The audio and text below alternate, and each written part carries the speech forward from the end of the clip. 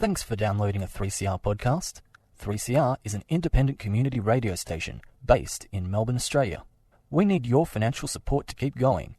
Go to www.3cr.org.au for more information and to donate online. Now stay tuned for your 3CR podcast.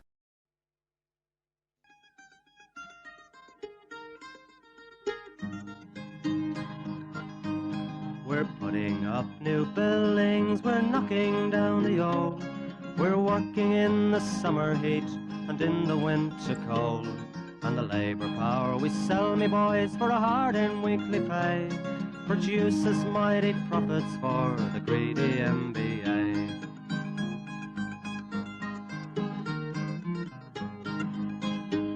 And whether we were born here or born in Italy, in Greece, in Spain or Ireland, in England or Fiji, we all of us are workers, united we must stand, until the wealthy bludgers have been driven from our land.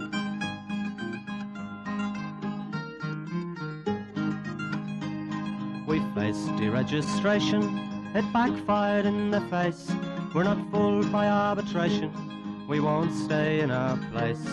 We hit the bosses hard and fast to win and keep our gains, and break a couple of concrete pours to back our log of claims. So keep your powder dry and hold your head up high. It's class to class and face to face, our limit is the sky. We've got a fighting history and we never will be cowed. Our builders' labour is a name to make a man feel proud.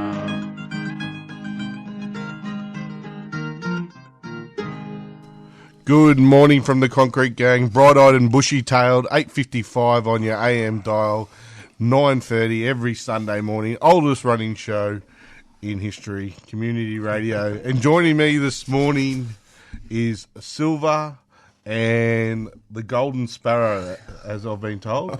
And I'm pretty impressed this morning. If you know Silver, he's got quite a large mullet, and he was quite impressed with the actual earphones went over his head, so Special order. I understand it is a special week for NAIDOC, and these are the Had to accommodate you. to accommodate me for today. So, yeah, there's a lot been happening this week, and we'll get right into it. Obviously, the gorilla's away, so anything I say on this will get criticised, so we'll get right into it straight away. Hang on, Gorilla, why is he away? Well, he's away doing things. He's out on jobs. He's out on the jobs, mate, doing his bit. It's not a special day today, is it? I think it might be. Might be. Is it his birthday? It is birthday to the gorilla. Happy birthday to the gorilla. He looks good for 70. 60 birthday. Nah, he's beautiful. So we're moving right along. We'll go into what's been happening this week. Obviously, brother, and we'll cut over the Silver. NAIDOC week, you know, it's a big week for your people. What's been happening, brother? Brother, it's a lot of community events. For the listeners out there, it's National Aboriginal Islanders Day of celebration. It's a week, guys. It's fought for by elders, like the union members back in the day. It's a celebration of the struggle and the fight. Our branch has been active in sort of, you know, getting behind the mob and employment in construction and holding the big builders to account. I'm pretty proud to say this week that our members have had a silent protest on sites where it's been a directive from community, not the union, that we won't let the builders hijack NAIDOC week. So we've walked off the job essentially for all NAIDOC celebrations until the builders stop implementing these and supporting blackcladding companies in the industry. So it's sort of hasn't been done before. We're the first ones to do it. We're not going to have them parade our members around like cattle for one week of the year, and then drop us like a hot, you know, spud, you know, the rest of the year. So we're not going to enable them to look good in their social medias. Yeah, because you see some of the builders, and we've all seen them, and we all know the likes, you know. NAIDOC week, they, you know, roll out and cook at the barbecues and, you know. I went out to a site on a Fulton Hogan job, and they picked the darkest skinned Indigenous kid they had, and they wanted him to cook kangaroo skewers and crocodile sausages. and take photos of him and put it on their social media. Yeah, that's just It was putrid. It was just so tokenistic and so wrong. Yeah. And these guys have been on this job for long term. Never asked them to cook barbie before. No, 12 months, 18 months, 2 years, 3 years, and no one's been trained. No one's been upskilled. No one's been upskilled. It's all in the. They'd rather spend the money from a black cladding company that's all non-Indigenous labour, all non-Indigenous owned machines, whatever they can run through this company.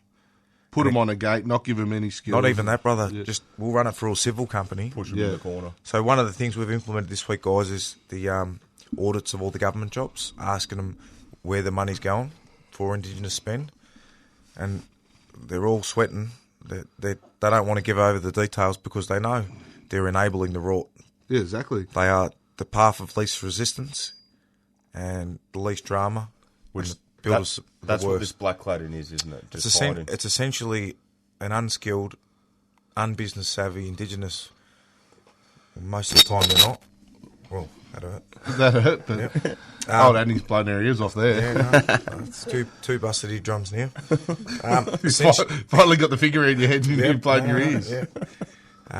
It's essentially just a rort, guys. It's essentially just a way for the builders to funnel money from their social accumulation, and without actually putting any boots on the ground, any real training for Indigenous members. All these big government jobs, state government jobs, state-funded government have a social accumulation to them, and a part of that's Indigenous, a part of that's military, a part of that's a whole range of stuff. And if they don't use it, they actually get fines and penalties against them. So what they do is they, like the brother was saying, is they effectively set up a company and put someone in charge of it and say, yeah, he's the business, and then old mate doesn't see any of it, profit or nothing. They sub out everything. Every money it's been spent through that company. Say if I'm the concrete company, every bit of concrete on the job is part of their social accumulation for Indigenous spend. You know what I mean? That's what they've been doing. Mm-hmm. And, as a union, we are stand up against it, and that's what the brother does. We want Indigenous members on our jobs. We want them skilled, and we want them good jobs and good paying conditions. You know what I mean? Watch this space, boys, because there's companies with our agreement that are ticking the box behind me back. Register them as an Aboriginal business after the fact. They have no intention. They're in the crosshairs now. We're doing all our checks and balances on all the government jobs. And all the subcontractors as well. Yeah, the subbies will be held to account. And they're not employing any Indigenous people? No, I think they had 5 on the site, brother. Yeah, right. For $100 million job. There's companies there that have registered themselves as Indigenous businesses, and there's nothing to say they are Indigenous. You walk on the job, you don't know. We don't know. The shoppies don't know. It's not like you induct the company and go, are you Indigenous business? Our Koori construction members have started a campaign this week during NAIDOC. I think it's we'll hit the papers soon. We've had enough. It's the biggest threat to my members is these companies pretending to be the person pretending to be black. Yeah, essentially, exactly. Just to rort the government funding. Once they sign up that company, then because it's an Aboriginal business, they can rort the funding system. They can get funding per worker, and no one polices it. Yeah, exactly. And it's resources there supposed to help the community, the Indigenous community, and are getting wasted on people and put in the greedy businesses' profits. The square ups are coming, boys. So beautiful. Just watch the space, boys. Watch this space. And I've got to say, obviously, it was the first time I actually attended Couriers in Construction last night, and mate, it was a massive roll up.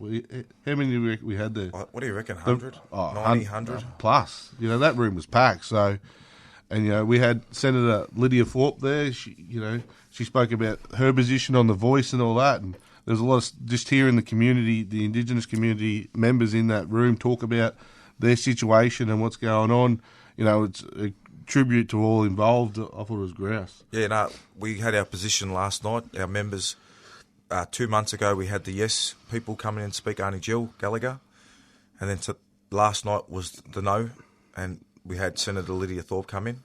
And she sort of broke it down, sovereignty, all that treaty, stuff, all the kind of stuff, a real treaty, not the fake one they're trying to do in Victoria. And it sort of resonated with the members, you could see, and we sort of, did our vote last night. And we're not trying to feed the far right. Yeah. You know what I mean? We have our position. The best way we can say is that if we sign on to this voice in the Constitution, it's essentially an AWU agreement for our members. Yeah. Right? And a treaty, a proper treaty, is like the bells and whistles CFMEU agreement with the double time, with all the good stuff, all the bells and whistles. Not a second-rate agreement. As an organiser, why would I advise my members to sign that dodgy agreement? Yeah, we're not going to do that. So we're not going to do it. So we're having a peaceful protest, guys. We're not out there to try and, drag the voice down and stab people in the back. It's not how I roll. We're not going to participate. We're not going to actively campaign. This is our stance. We don't support it.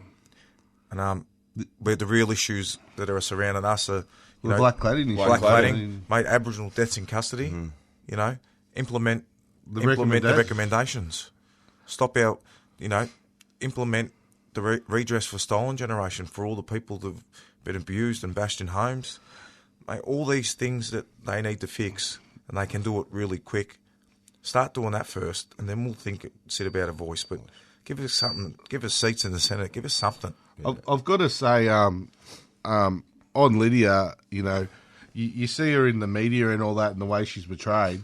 She spoke at Cruising Construction. She, articulated, passionate about what she said. She was more passionate than any other Labor speaker I've ever heard on any topic. You know what I mean? She's all in on her community and her people, and she's only doing it for the betterment of her people, whatever her position is. But the way they portray her in the media, it's not the person you meet. And she was awesome. I've got to say, she certainly opened my eyes to a lot of things, like talking about Aboriginal deaths in custody. I think there was 30 recommendations, and they're going to do one at the moment. It's about counting the body bags. Yeah. Keep a record of how many people die in custody. You know what I mean? Yeah. It's a joke, and the government should be ashamed. It's a Labor government. You saw Hawke, Keating. They all talked about treaty and all that. Brad Gillard. They're all the same. Yeah. Put your big boy boots on and let's get it done and move forward. And our struggle is their struggle. Anything else on that? Nah, just to let everyone know that it's obviously today's going to be the march, and on Friday. On Friday, and get down there. It's 10 a.m. Victorian Aboriginal Health Service. We marched on Nicholson Street, Fitzroy. It's all members are welcome. It's a good day of celebration. Get behind the mob, guys. We all march as one. It's not a protest. It's not to be hijacked for political reasons. It's for people in this state, Yeah, it's good. Standing together. And it's great. And I've got to admit, NAIDOC week's it's taken off, Oh, it has. It's, from probably where it started, small roots, and now it's huge. There was a junior basketball carnival the other day with all kids playing 3-on-3. Yes. They had jumping castles, all this kind of stuff. Mate, it's brilliant. It's a fantastic day. I was a gun basketball when I was a kid, ask me. And concreter, huh? Concreter. I heard those stories. Old J.K. Rowling telling stories over there. Old Harry Potter. I thought Gorilla wasn't here, and I'm still getting it on the neck. Oh, yeah. At least I had a skill set. All right. Moving right along anyway, brother. At least I wasn't a Sparky, I've got to say that. Moving right along.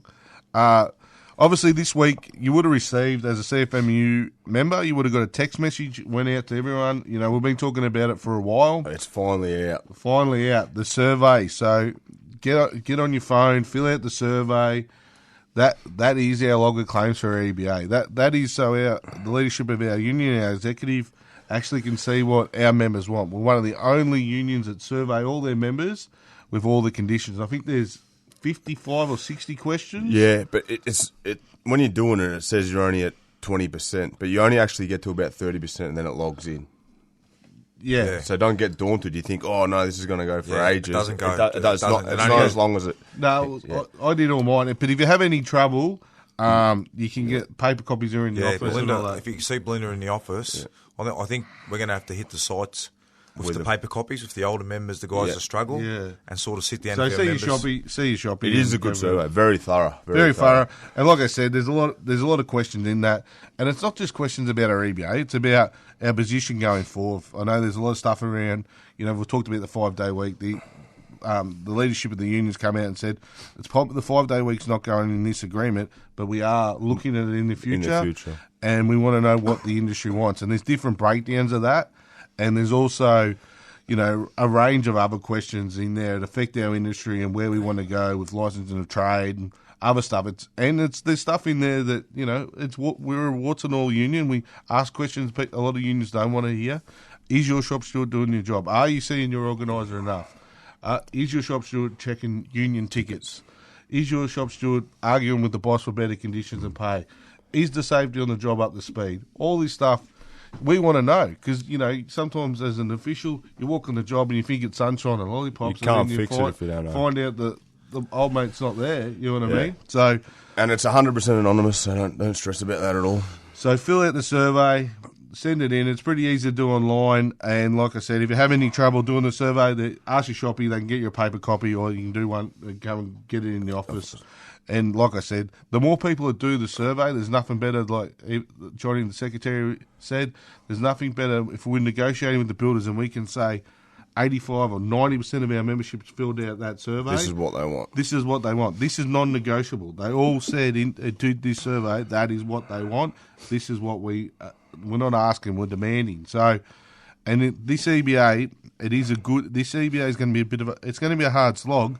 Obviously, we want our pay and we want our conditions, but we want to get all the stuff we've lost in our old agreements around, apprenticeship ratios, reserving positions for senior members or injured workers and all that. All the fundamental stuff, making sure same job, same pay, making sure everyone on the job gets paid the same whack. You know what I mean? All that sort of stuff. Fundamental trade union stuff. It means a lot to us. So fill out the survey, take the time. It doesn't take that long to do. And, it is what it is. That's what, that's the only part of it you've got to do is fill it out. So get amongst it. Obviously, we've had also any other stuff on that, boys? Nah, It's just very important to get it in. So Get it in. It's all good. And say how good your organiser's doing. We're going to get shitbagged about that. Kane Constructions, mate. What's been happening at Kane Constructions? Kane Constructions. Well, we thought they'd turned a corner, and then yesterday they've dropped a load of plaster onto a live hospital.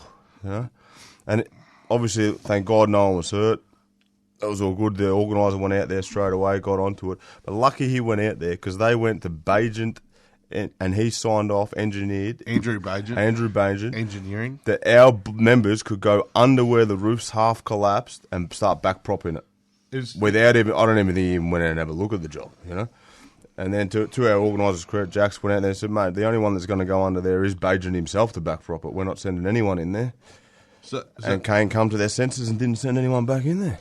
So what happened? It was a private hospital at Heidelberg. A packet of pallet fell off the crane and went through plaster and fell off the crane. Probably half a ton went through a room, hit the roof, went down with that much of a force. It broke a oak beam or mate, it looks like a bomb's been dropped. A beam. The whole roof's collapsed Around an old lady's patient's bed. Yeah. Patient's bed. It was over the cancer section. There was an 80-year-old lady in the room. The whole room looks like a bombshell. It didn't go all the way through, but it collapsed all the roof and all the plaster and all the debris. Fancy trying to send the load's still on there, and they want to send people under it. And that's what some of these engineers and some of these people. Well, and the builder, Kane. Let's get it. It's a live hospital. They don't want to look shit in front of the client, and they're like, we'll push people in there to get clean. And that's when more injuries happen. So, power to the organiser for pulling it up and having a dip. Why not, Jaxie? On your Jax. On your Jax. So, power to him. But that'll be an ongoing story. It was quite horrific, and it's probably going to be on our social media. So get in and have a look. It's pretty horrific. So we might cut to a track. And our first track is, because I'm not the music director this week, what did you go with, brother? The Silverback is. I forgot. What is it? Where did we go? I said to you. You sent it to me, and I sent it to Annie. No fixed address. Yes.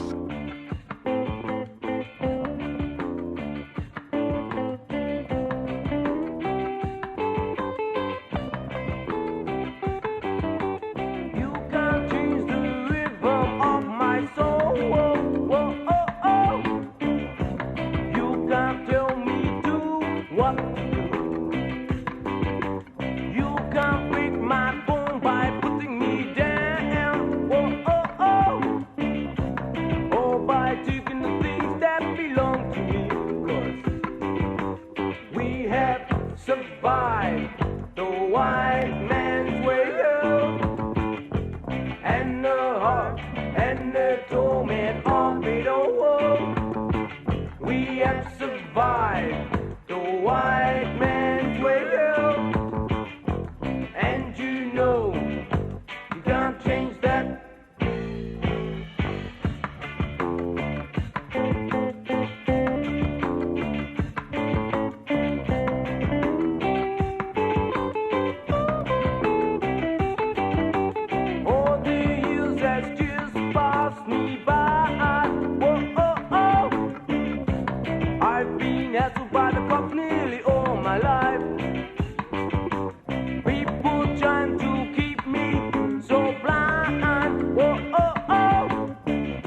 but I can see what's going on in my mind. 'Cause we have survived the white man's way out, and the heart and the torment of it all.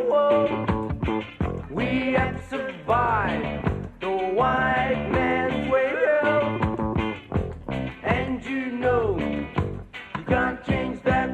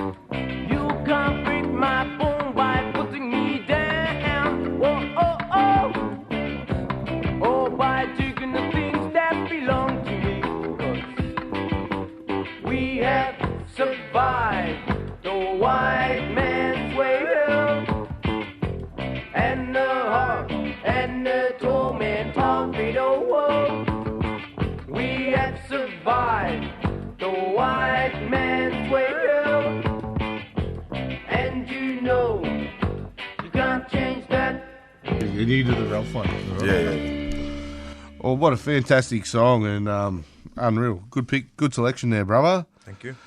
Obviously, we've got a bit going on, mate. What else has been happening, brother? Obviously, we've been going around all the jobs and all that, like a few playing up, like the likes of Vaughan's. Went out to a job there. You know, it's like we're in the mud, it's raining, but they're doing a massive factory. No access, blokes just trudging through mud everywhere. Live trenches, you know, the usual stuff. No geotech, they're trying to put cranes in on the mud. Booms while the riggers are putting up, you know, the big factory, putting up all the steel. But they sort of came to their senses. We got out there and they're cleaning it up and getting access ways done. The next day there was no production. They were all, to be fair, that they were sort of half happy we went out there and they could get their job cleaned up a little bit, I think. But we're here to assist, mate. That's what we do. Yeah, that's right. But there was just you're just trudging through. It's just no access, slips, trips and falls everywhere, you know. Yep. And they had no Peggy on site, so you can imagine the mud through the sheds and it's the amazing toilets and all how that. the state of a job is, and some people don't think Peggies are important. Oh, if you mate. See the state of a job without one, you'll go, it's like it's a third wheel nation. They had the isn't Peggy it? out there the next day, Carl, and you should have seen the difference in the job. And then the boys are happier too, you know, they're not walking, eating around shit. Obviously, Uncle Warren sent one in. Uncle Warren sent one in, yes, he did, it was, what's his name? Wally the Wrecker. Wally's Construction and Demo from Glenroy, doing a demo, just left asbestos everywhere, flying down the street. It wasn't until the residents kicked up a fuss, he got someone out there, but still did a half-assed job, you know, still dust blowing and everything. Wally the Wrecker. Got an asbestos bloke out there for about a couple of hours, hosed it down, and then they just went back into it, demoing and dusting, asbestos flying down the street. Residents just copping it, unfortunately. So Wally the Wrecker. Wally the Wrecker, he's been nominated. Yeah, Wally's Construction and Demo from Glenroy. Yeah, stick away from Wally. Stay away from Wally. Wally sounds like a bit of a Wally. There's a fair bit. Obviously, before we get right into Scallywags, I've got to put out condolences to Matt, the family of Matt Lyle. He a CFMEU member, rigger, working at Metro. He passed away, and his funeral's next Thursday, and his mum said all's invited. Everyone's invited. It'd be good to get a good turnout down there. Good turnout. Support the family. Don't actually have the address on here, but I'm sure if you want it, you can call the office and we'll get it up. There's also, we've had a few people playing up this week. Well, we went out yesterday, didn't we? Went out to our good friends Harris HMC. They have, you wouldn't believe it, Clark's Cranes. Clark's Shock horror, Cranes, shock horror. reinventing the wheel. They've got a billboard, a neon sign. Like the MCG scoreboard. It is, and it lights up, and it's got advertising, you know. And, mate, we went out there and gone, what is this? And the funny thing about this sign is... it gets better, doesn't it? They can't even turn it off. They have to turn it off at night because all the residents... It's kicked too up. bright. It's too bright. But then In the day, you can't see it. obviously we looked at the sign and we're like, wind loads and all this sort of stuff, and asked for the paperwork because it's, you know, you got to have engineering on that. Because I remember a few years ago, a sign came down and actually cut off one of our pumpy's leg. It blew down and hit him on the leg, and the sign went through his leg. Like a guillotine straight So- through his leg. And obviously you got wind loading and all that, and you know The weather vaning and all. they've had issues with their cranes weather veining before, Oh, which the we'd one's blown over before, isn't blown over. So we went through it, and It's a couple, isn't it? who was all of involved? Yeah, Oh, a good mate, Andrew Bajan. Agent. Yeah. So Agent Bajan? Yeah. Yeah. But even his paperwork didn't. He'd signed off on the frame, not the actual sign. So all right, we better we sorted that out. fly through it. And who else we got? Ashley 11 Wolf Group had sheds for 20 blokes, but had 50 on site. So old Ashley 11, ex Bill Corp. Ashley knows better than that, doesn't he? He does. Now he's Wolf Group, the same old bloke. Different branding. Different branding. Obviously, we got Lions Construction, Geelong, having a goat trail for access. We've also got FDC having 60 blokes on site and only 2 toilets where the blokes were lining up to go to the toilet, and no female toilets on site. And obviously, we've got Harry Clark's as well. Kane yesterday. And all those businesses doing black cladding. And CSR See, also so- workers to work in silica. Oh, mate, you should see Yeah, these that's photos. pretty bad. Disgusting. Sis is doing a good All job. right, Yep. who are we going with, boys? Who are we going to pick for Scallywag? Well, it's Canes. has to be Canes. Canes. Has yeah. to be. Close by Clark. And Suki Lala, because there'll be someone Suki. Ashley 11, if you've ever dealt with Ashley, he'll be having a massive And the sook. gorilla said the Poms. And obviously Oh, yeah. the Poms for that. Happy birthday, Gorilla. Have a good one. And so we'll go, who are we going with the Suki Lala? Suki la la. You've got to give it to the Poms. Poms, They deserve the it. Poms. I know Jimmy Harris is a bit... Oh, yeah, it's easy for Jimmy. He's a bit sad at the moment. He's a bit salty. He's a bit salty. The Ashes have been devastation for him. And All right. Scallywags. Scallywags. Canes. Got to be Canes. Got to be Canes. Suki Lala, the Poms, and we're going out the same old way. Dare the struggle. Dare to win. If you don't fight, You lose.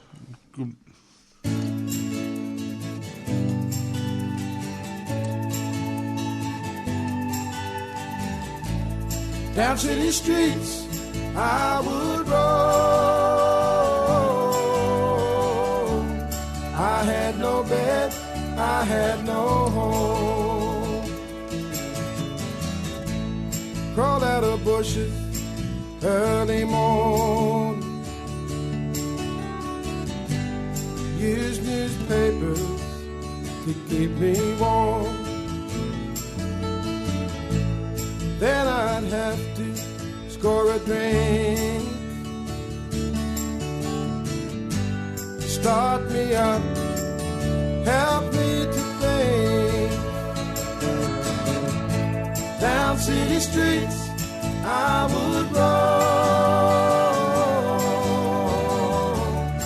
use my fingers as it combed. In those days when I was young, drinking and fighting was no fun. It was daily living for me. I had no choice, it was meant to be. Down city streets I would roam. I had no bed, I had no home. There was nothing that I owned. Used my fingers as it combed. Now I'm a man, I'm not alone. am married, I have children of my own. Now I have something I call my own. These are my children, and this is my home. I look around and understand how street kids feel when they're put down city streets. I would roll. I had no bed, I had no home, and there was nothing that I owned. Use my fingers as a comb. Down city streets I would roll. I had no bed, I had no home, and there was nothing that I owned. Use my finger as a comb.